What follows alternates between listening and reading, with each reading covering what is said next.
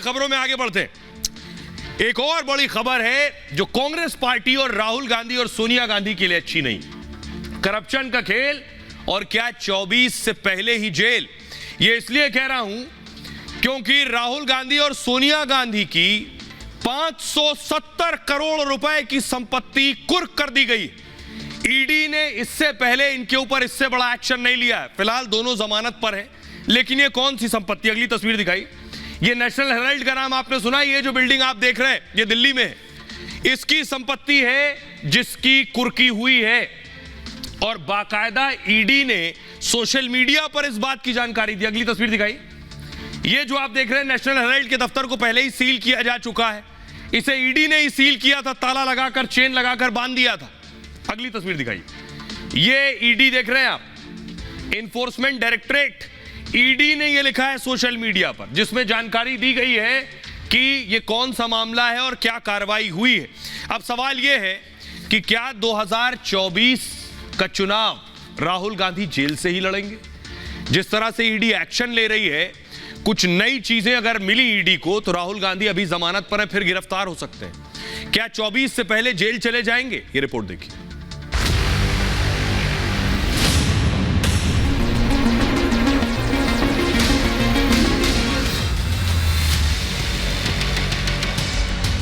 आजादी वाले लोगों की प्रॉपर्टी हड़पने के केस में सोनिया गांधी और राहुल गांधी को सजा होगी और ये जेल जाएंगे। मोदी ने कल हमारे 780 करोड़ रुपए का कांग्रेस का प्रॉपर्टी को उसने जब्त कर लिया। क्या 24 के चुनावी खेल से पहले राहुल गांधी जेल जाएंगे? भ्रष्टाचार के दाग और गाली वाला राग राहुल गांधी और कांग्रेस के लिए मुसीबत के नए नए दरवाजे खोल रहा है। राहुल गांधी को तो झटके पर झटके लग रहे हैं।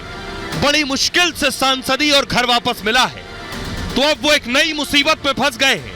भ्रष्टाचार के केस ने उनकी 751 करोड़ की संपत्ति जब्त करा दी है और खतरा तो यह भी मंडराने लगा है कि क्या 2024 से पहले राहुल जेल जाएंगे। आजादी वाले लोगों की प्रॉपर्टी हड़पने के केस में सोनिया गांधी और राहुल गांधी को सजा होगी और ये जेल जाएंगे। आजादी वाले लोगों की प्रॉपर्टी हड़पने के केस में सोनिया गांधी और राहुल गांधी को सजा होगी और ये जेल जाएंगे। और आइए अब आपको बताते हैं कि ईडी ने कौन कौन सी जगह पर एक्शन लिया है जहां संपत्ति कुर्क की है। ईडी ने अलग अलग शहरों में यह कार्रवाई हुई। एनफोर्समेंट डायरेक्टरेट ने दिल्ली में, लखनऊ में और मुंबई में, ये वो शहर हैं जहां नेशनल हेराल्ड की संपत्ति थी, जो राहुल गांधी और सोनिया गांधी की स्वामित्व वाली कंपनी है। यहां लगभग 570 करोड़ की संपत्ति की जब्ती हुई है। अब मैं आपको बताऊं ये पूरा एक्शन क्या है, किस मामले में एक्शन हुआ है, ईडी ने क्या कार्रवाई की है, किसकी संपत्ति है, देखिए जरा। राहुल और सोनिया गांधी की कंपनी पर ईडी ने यह बड़ा एक्शन लिया है और उनकी कंपनी की 751-52 करोड़ रुपए की संपत्ति कुर्क कर दी। यंग इंडिया नाम की कंपनी में 76% हिस्सेदारी है राहुल गांधी और सोनिया गांधी की। मतलब राहुल सोनिया की 571 करोड़ की संपत्ति जब्त हुई है, अगर 76% हिस्सेदारी हुई उस हिसाब से। दोनों के खिलाफ ईडी का यह अब तक का सबसे बड़ा एक्शन है। पहली बार सोनिया गांधी और राहुल गांधी की इतनी बड़ी संपत्ति जब्त हुई है। प्रवर्तन निदेशालय ने मनी लॉन्ड्रिंग के मामले में कार्रवाई की है।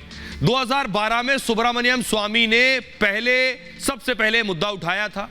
इसके बाद 2014 में ईडी ने इस मामले में केस दर्ज किया। अदालत ने भी यंग इंडिया समेत 7 लोगों को आरोपी बनाया। सोनिया राहुल पर धारा 403 यानी संपत्ति की बेईमानी से गबन का आरोप है। धारा 406 आपराधिक विश्वासघात, धारा 420 धोखाधड़ी का केस है। साथ ही धारा 120B यानी आपराधिक षड्यंत्र का भी मामला है। इसी मामले में पिछले साल सोनिया और राहुल से ईडी ने पूछताछ की थी। इसके बाद दिल्ली में यंग इंडिया कंपनी का ऑफिस सील कर दिया था और अब जांच एजेंसी को राहुल सोनिया से जुड़ी कई अवैध प्रॉपर्टी मिली है। इसके बाद ईडी ने दिल्ली, मुंबई और लखनऊ में एक साथ कार्रवाई की है। खबर यह है कि ईडी ने नेशनल हेराल्ड का दिल्ली दफ्तर कुर्क कर दिया है। लखनऊ का नेहरू भवन और मुंबई का हेराल्ड हाउस भी कुर्क कर दिया गया है। 661 करोड़ की अवैध संपत्ति एजेएल नाम की कंपनी से जुड़ी थी, जबकि शेयरों के तौर पर यंग इंडिया के 90 करोड़ रुपए जब्त किए गए हैं। यह है ईडी का एक्शन और प्रधानमंत्री नरेंद्र मोदी लगातार भ्रष्टाचार के खिलाफ हमलावर हैं, चाहे वो गहलोत की सरकार पर लगा हो या गांधी परिवार पर। सुनिए जरा। मोदी ने तय किया है एक एक लॉकर खुलेगा और लॉकर वाला लॉक में होगा। और अभी तो ये शुरुआत है, अभी तो ट्रेलर है, पूरी फिल्म अभी बाकी है। कोई भी भ्रष्टाचारी बच नहीं सकता है। यह उसी मामले में संपत्ति कुर्क हुई है जिस मामले में ईडी ने राहुल गांधी को पिछले दिनों पूछताछ के लिए बुलाया था। ये तस्वीर आप देख रहे हैं। राहुल गांधी को एनफोर्समेंट डायरेक्टरेट ने पूछताछ के लिए बुलाया था और कांग्रेस ने बहुत बवाल किया था सड़क पर। उस मामले में संपत्ति कुर्क हुई। अगली तस्वीर दिखाई। अकेले राहुल नहीं, सोनिया गांधी को आप देख रहे हैं। सोनिया गांधी को भी एनफोर्समेंट डायरेक्टरेट ने बुलावा भेजा था, सवाल जवाब किए थे। ये वही मामला है। अब आपको बताऊं, ईडी ने एक्शन लिया तो कांग्रेस आग बबूला हो गई। देखिए जरा क्या कुछ कह रही है कांग्रेस पार्टी और बीजेपी। आज बीजेपी के वरिष्ठ नेता रविशंकर प्रसाद साहब ने प्रेस कॉन्फ्रेंस की। उन्होंने कहा, गांधी परिवार ने स्वतंत्रता आंदोलन में कांग्रेस की विरासत ही नहीं बल्कि उनकी संपत्ति को भी हथिया लिया था। गांधी परिवार को भ्रष्टाचार और सत्ता के दुरुपयोग जैसे पापों की सजा तो भुगतनी ही होगी। कांग्रेस के अध्यक्ष ने कहा, आज जब मैं अपनी पार्टी का पेपर देखता हूं तो मुझे दुख होता है। पंडित नेहरू जी का शुरू किया पेपर कल मोदी ने जब्त कर लिया है। मोदी ने कांग्रेस की संपत्ति जब्त कर ली है। सिरसा कह रहे हैं, देश की लड़ाई लड़ने वालों को कम से कम आज शांति मिली होगी कि उनके नाम की जो संपत्ति गांधी परिवार ने हड़प ली थी वो ईडी ने छुड़ा ली है। अभी 50% इंसाफ हुआ है और बाकी 50% इंसाफ तब होगा जब आजादी वाले लोगों की संपत्ति हड़पने के आरोप में सोनिया गांधी, राहुल गांधी को सजा होगी और वो जेल जाएंगे। अभिषेक मनु सिंघवी साहब ने कहा, चुनाव के बीच ये ध्यान भटकाने की कोशिश है। यह सिर्फ बीजेपी के छल और झूठ का बुना गया जाल है। बीजेपी का कोई भी सहयोगी ईडी, सीबीआई या आईटी उसे अब हार से बचा नहीं सकता है। संजय राउत कह रहे हैं, बीजेपी में भी ऐसे कई केस हैं लेकिन उनकी संपत्ति जब्त नहीं होगी। जो लोग बीजेपी की वॉशिंग मशीन में जाएंगे उनकी संपत्ति छूट जाएगी। नेशनल हेराल्ड मामला एक राजनीतिक केस है। बीजेपी हमारी आवाज दबाना चाहती है लेकिन यह आसान नहीं है। केशव प्रसाद मौर्य कह रहे हैं, डिप्टी सीएम उत्तर प्रदेश के प्रधानमंत्री मोदी देश को भ्रष्टाचार मुक्त बनाने का काम कर रहे हैं। विपक्ष के भ्रष्ट नेताओं के घर जब छापे पड़ते हैं तो उन्हें दर्द होता है। नेशनल हेराल्ड मामले में 750 करोड़ की संपत्ति जब्त हुई है।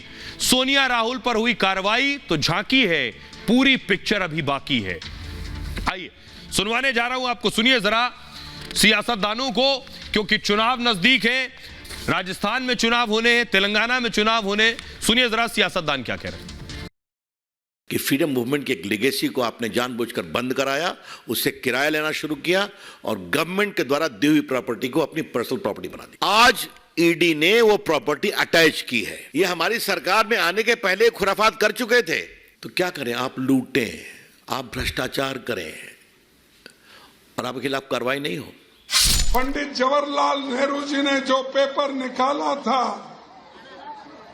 नेशनल हेराल्ड, मोदी ने कल हमारे 780 करोड़ रुपए का कांग्रेस का जो आस्ति था, कांग्रेस की प्रॉपर्टी को उसने जब्त कर लिया है। विभिन्न जांच एजेंसियां अपना काम करती हैं। भ्रष्टाचार और अपराध पर जीरो टॉलरेंस की नीति के तहत हमारी सरकार काम कर रही है।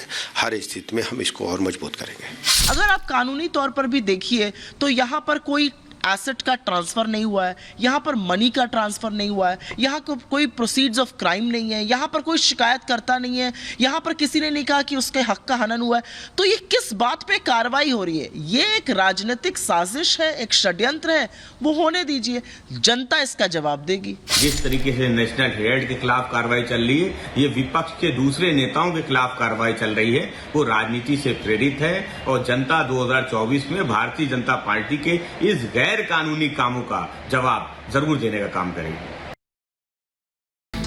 आइए अब आपको बताता हूं पूरा मामला है क्या। जिस मामले में ये एक्शन हुआ है, ये है नेशनल हेराल्ड। ये बिल्डिंग की जो संपत्ति थी ये कुरखुई है। इसका ताल्लुक किससे, अगली तस्वीर दिखाइए। इसका ताल्लुक है पूर्व प्रधानमंत्री जवाहरलाल नेहरू से।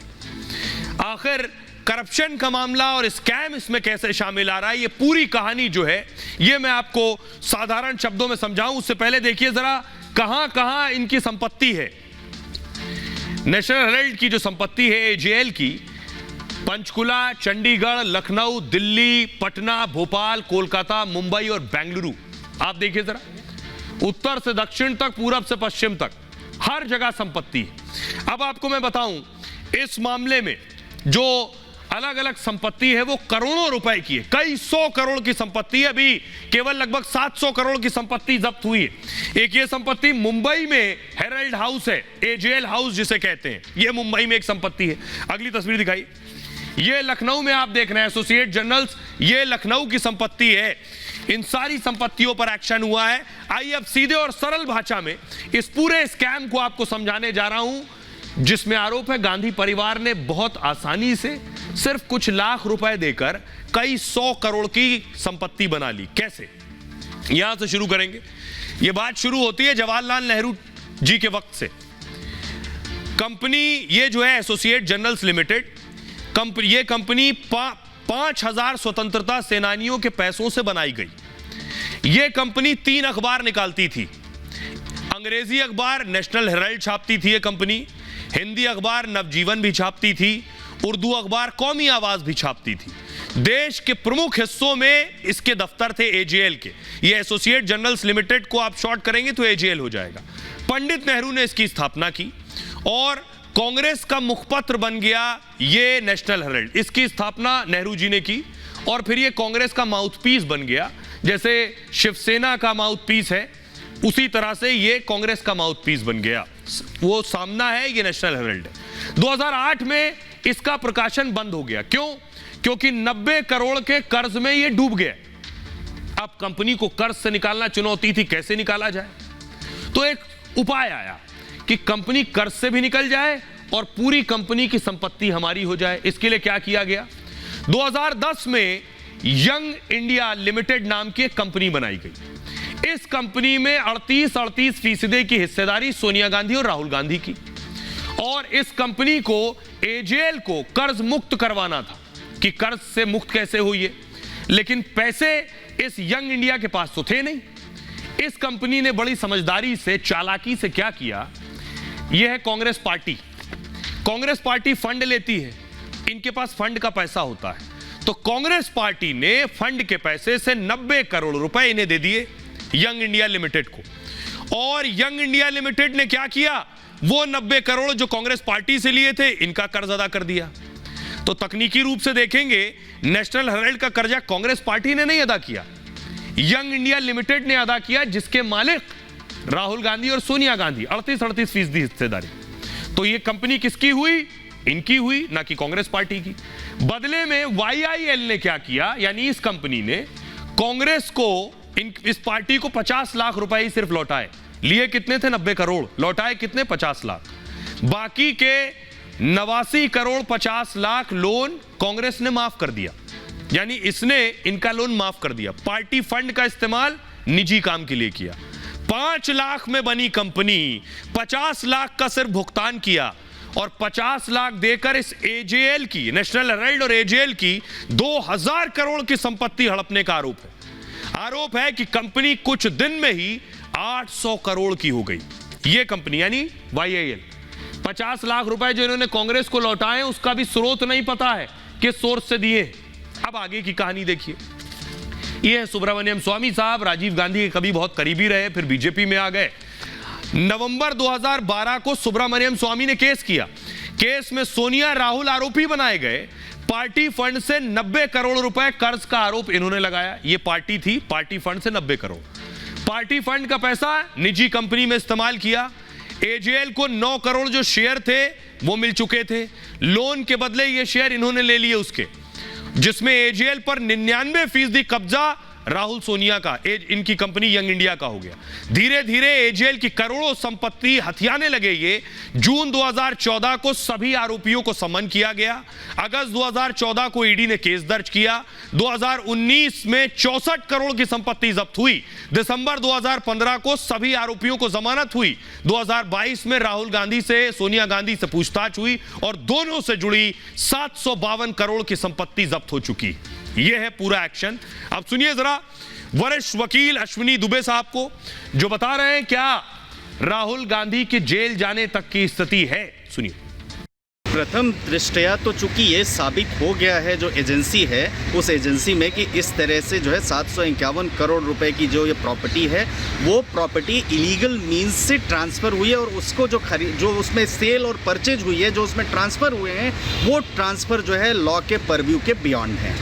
अब चार्जशीट फाइल होगी। चार्जशीट फाइल होने के बाद ये उस समय जो तथ्य निकल के आएंगे उस पर साबित करेगा कि क्या एजेंसी को इससे जुड़े हुए जो भी लोग हैं, जो प्रॉक्सिमेट लिंक है, जो प्रॉक्सिमेट चेन है, उस चेन को और इस्टेब्लिश करने के लिए कस्टोडियल इंटरोगेशन की रिक्वायरमेंट है। तो उस स्थिति में वो जो वहाँ पर अरेस्ट कर सकते हैं।